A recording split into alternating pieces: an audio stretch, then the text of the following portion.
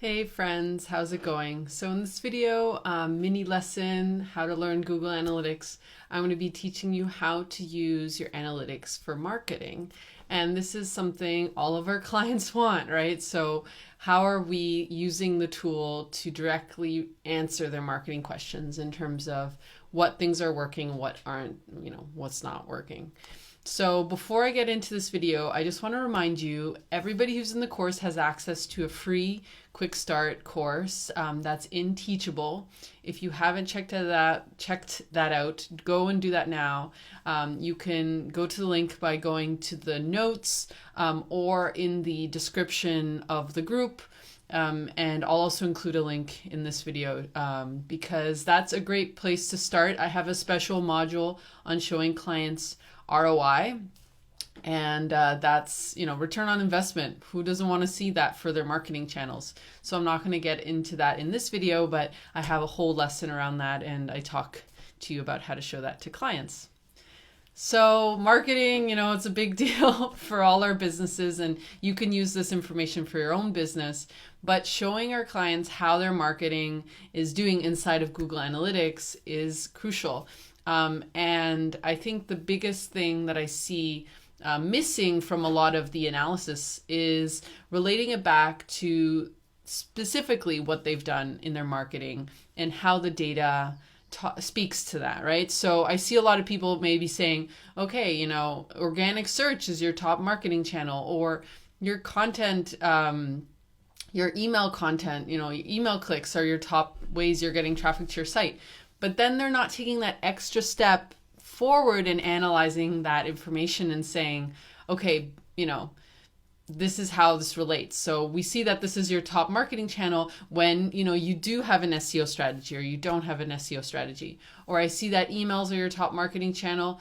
And I'm seeing that people are staying on the site, and this is a good thing because you've already put in time, into making sure that your email flow, your email funnel is designed. So you want to relate it to specifically what they're doing.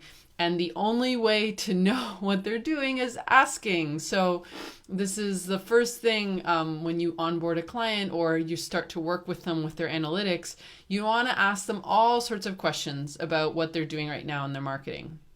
That's something I talk about in my Google Analytics course. How do we talk to our clients about their data in a way that makes sense to them, that will then inspire them to want to hire us, right? Again and again. This report that I'm going to show you guys, just looking at my notes, this is the main report where we analyze marketing. So this is acquisition, all traffic, and channels. So again, before you even open this report, I recommend having documented or in your head what the client is doing in their marketing. So then you can open up this report and see what's going on. So the first thing with all reports is you want to look at the time range, make sure that you have a certain amount of traffic. So maybe if you're doing like a quarterly report for them or a yearly report, you're going to open up the time range, right? Depending on what type of analysis you're doing and recommendation you're giving them. So a quarterly report is a great place to start. It's a lot of data. It's a nice chunk, and it gives them also an opportunity to act off of that data, right? So these are all the main channels. Direct are visits coming in through someone typing in the URL, or they have a bookmark on their browser. It could also be word of mouth. Very, very common, very human. We still use that as a marketing channel. Social is social, so Facebook, that sort of thing. Organic search is our SEO. Referrals are other sites, so other guest posts or maybe podcast guest features we've done. And then email is email. You might have other channels in here that you don't see, and that's normal. Google does include paid. So if you have AdWords or any paid stuff, you'll see it in here as well. So what metrics should we focus on here? So I'm not going to get into this report in too much depth, but basically we want to look at users. So those are kind of the amount of initial traffic that we're getting. Bounce rate is another really good metric to look at. and then these last two as well. So pages and average session duration. I'm not going to talk about the conversions in this video, and I recommend, again, going back to the ROI video, but this is another interesting set of metrics to analyze.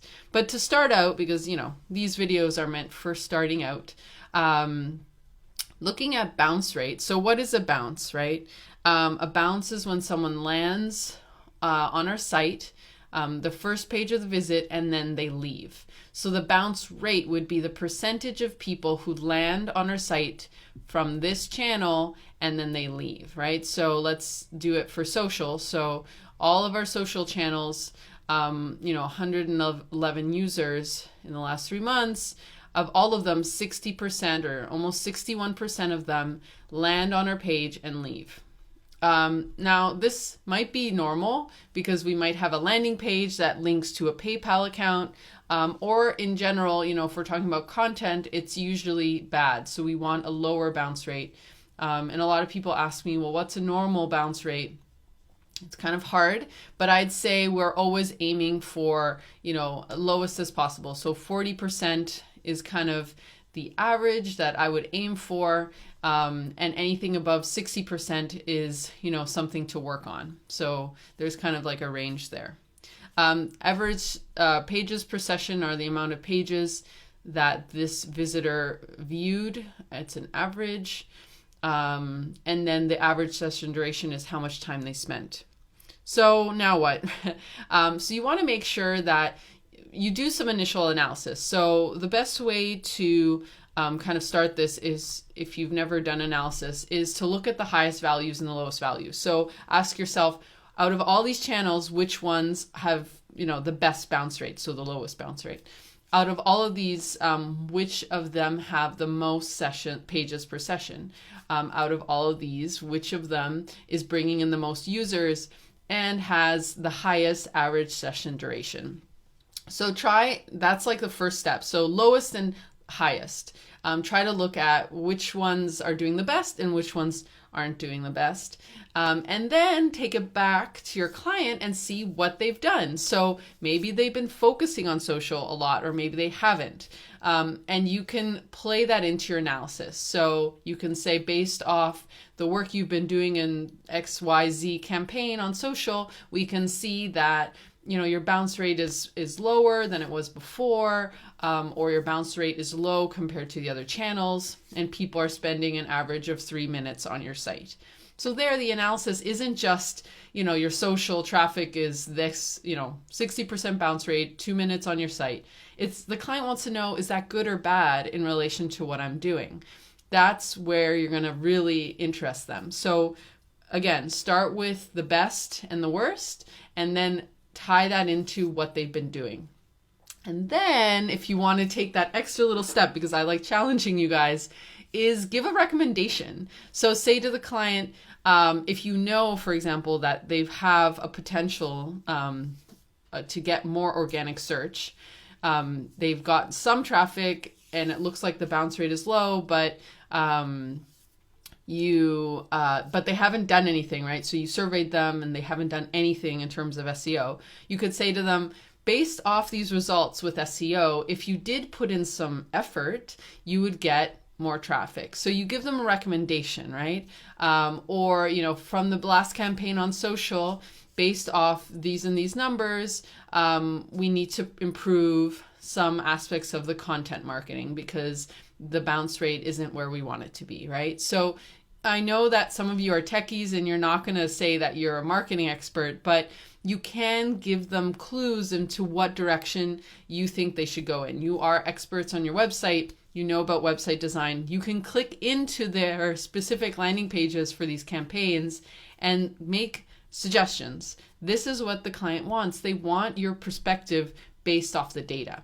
They will engage you with these questions later on, but in the initial analysis, It's just great to give that, like, really relevant, right? Instead of just saying these are the numbers, because they could go in here and look at the numbers, but why did they hire you? They hired you for this specific analysis and kind of the recommendation aspect. So I hope this was helpful. Please let me know if you have any questions. And yeah, this is the process that I want to teach you guys through.